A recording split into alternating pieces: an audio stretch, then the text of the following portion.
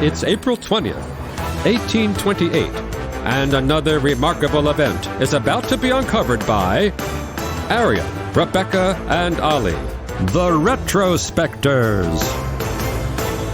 So it was on this day that French adventurer René Caillie arrived at the legendary city of Timbuktu after an arduous year-long journey.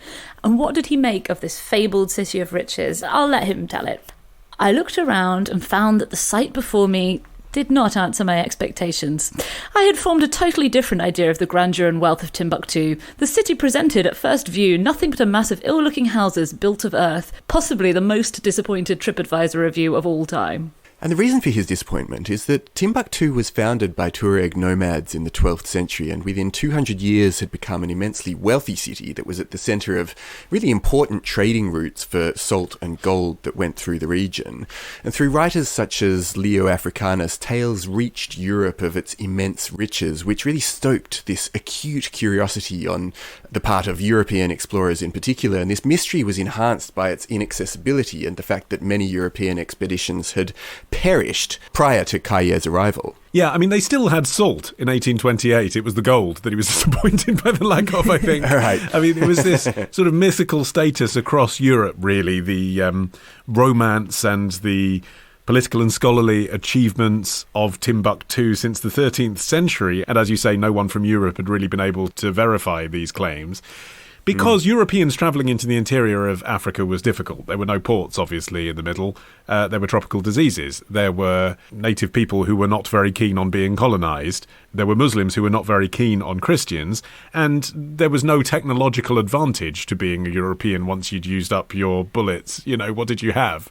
So it was difficult to traverse all the way through to Timbuktu. And so it had this mythical status that weirdly, actually, despite the fact we now know that Timbuktu is in Mali and the roofs aren't covered in gold anymore, still persists. Is Timbuktu a real place? Is still very much a live question on Google, I was surprised to see. So the fascination still endures from this period. Yeah, the Oxford English Dictionary puts it as the most distant place imaginable. So, the idea is that Timbuktu, in our common parlance, is the furthest place on Earth from anywhere else on Earth. Yeah. Even, if you're next door in neighbouring village in Mali. Yeah, because crucially, until the early 1800s, Westerners actually didn't know where the city was. There were people who claimed to have been. There was an American sailor called Robert Adams who was enslaved in North Africa for several years. He said he'd visited in 1812, but the account was disputed, obviously, because it's not like anybody in Europe knew anyone in Timbuktu that they could check with. And it's kind of a clue to the fact that by the 1800s, Timbuktu had majorly fallen off. So the account that had given Timbuktu its great fame in Europe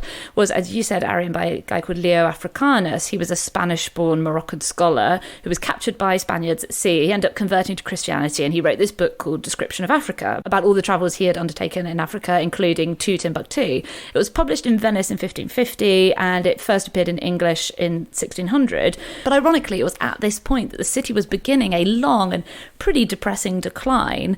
It had been captured in 1591 by Moroccan mercenaries, and that sparked 300 years of political instability, economic sidelining, and the repression of the city's famous scholarly traditions. Lots of intellectuals were executed under the new rulers. So by the time Caillie showed up, it was a shadow of its former self.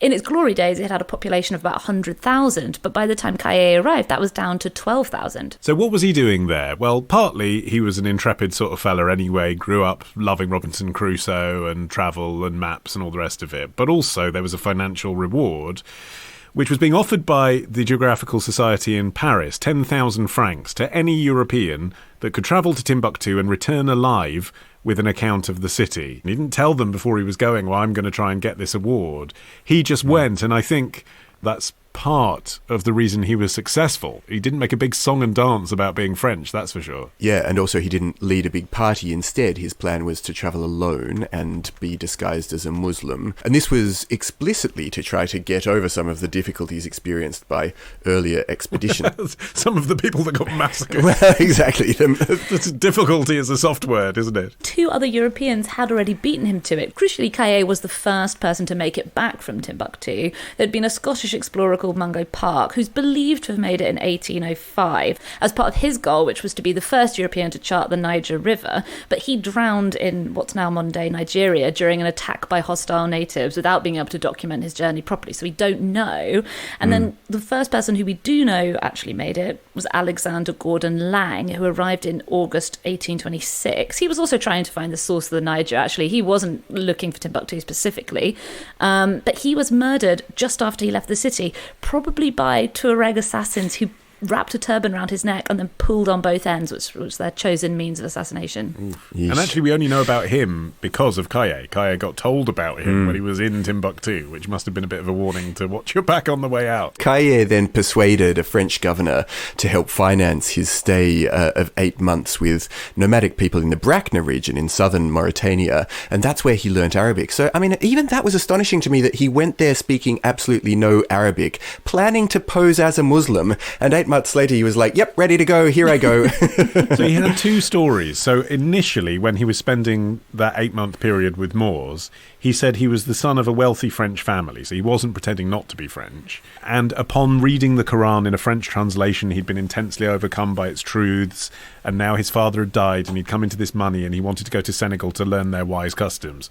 All very clever and very flattering, actually, isn't it? And then, when it suited him, he changed story. Again, of course, still pretending he was Muslim, but travelling undercover as a poor Egyptian named Abdallah, explaining to people then that he'd been kidnapped by the French, and he was merely attempting to return home to Egypt. Yeah, and so crucially different from the British explorers who had gone before him. He wasn't travelling with dozens of, African porters carrying all his things and bearing him on a sedan chair. He joined a caravan of traders who were heading for Timbuktu with his cover story. The journey took a year, and it crossed modern-day Sierra Leone, the Gambia and Ivory Coast.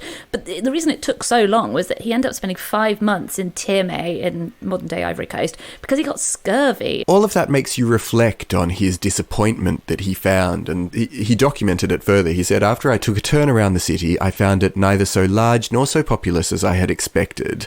And he goes on to then document what the streets looked like and how there were camels about the place, and he says, in a word, everything had a dull appearance. And you can imagine he'd taken this year-long trek to get here. He'd risked life and limb, and he'd learnt Arabic for the purpose, and he was expecting a city of gold, and he gets there and he finds this sort of dusty little town. No wonder he was like, actually, I think I might just turn around and get out of here as soon as I can. He actually compared it unfavourably to another Malian city that he'd passed through, which was called Djenné, which obviously didn't hold this mythical status, but that he found to be actually very bustling and cosmopolitan in comparison to very sleepy Timbuktu. I mean, there would have been a question as to whether or not the Société would have believed that he'd actually been there, because of course there were no photographs and he had no assistants, and they'd actually laid out the rules in advance. The Société demands a manuscript narrative with a geographical map founded upon celestial observations. The author shall endeavour to study the country with reference to the principal points of its physical geography. He shall observe the nature of the soil, the depth of the wells, their temperature and that of their sources, the width and rapidity of the rivers, the colour and the cleanness of their waters, and the productions of the countries which they irrigate. He shall make remarks upon the climates and determine in various places, if possible, the declination and inclination of the magnetic needle. He shall strive to observe the different breeds of animals and to make some collections in natural history such as fossils, shells and plants. Like, he really had to prove that he'd been there. It's quite difficult to carry out while your cover story is that you're a humble Egyptian who's just trying to get home. How are you going to be taking the temperature of the well? And yet his story was like, disappointing soil colour, disappointing level of cleanliness in the rivers, disappointing magnetic points of my compass. And they believed him. And he was awarded the Legion of Honour and a pension by the French government. And actually, I do wonder whether it was, in the end, quite convenient that his conclusions of nothing to see here fed into a different narrative, which was, well, there's no problem with us colonising Africa then, because they're not a civilised place. Like, we'll bring civilization to them. We'll bring French society to them, which ultimately was their goal, because by 1893, Timbuktu was French. Just one other quick thing. It's actually still a very hard to get to place. And I read this account by Richard Trillo, who's the author of Rough Guide to West Africa. And he said, for one thing, there's still no tarmac road to take travellers there in any case. But also he said, you can get anywhere, but Timbuktu is still very hard to get to. And he went there for the first time when he hitchhiked from Hampshire in 1977 at age 21. I mean, the Hampshire to Mali bit is fairly straightforward, isn't it? Tomorrow. The headline in the Daily Mail was London surgeon's photo of the monster. Love the show? Support the show. Patreon.com/retrospectors. Part of the Acast Creator Network.